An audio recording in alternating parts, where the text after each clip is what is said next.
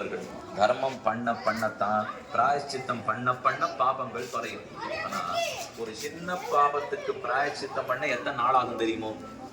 யோசிச்சு பார்த்தீங்கன்னா பராசரர் விட்டு புராணத்துல தெரிவிக்கிறார், பல ஜன்மாக்களிடத்து பிராயச்சித்தம் பண்ணி முடிச்சுக்க வேண்டிய பாபங்களை ஒரு மனிதன் அரை க்ஷண நேரத்திலே சேமித்து விடுகிறான்.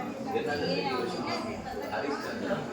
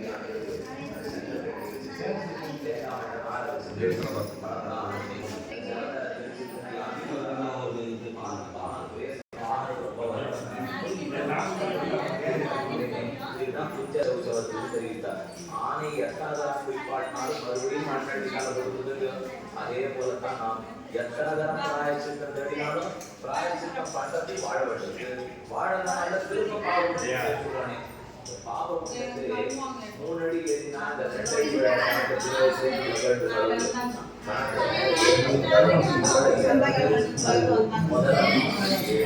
ஏறினா 2 அடி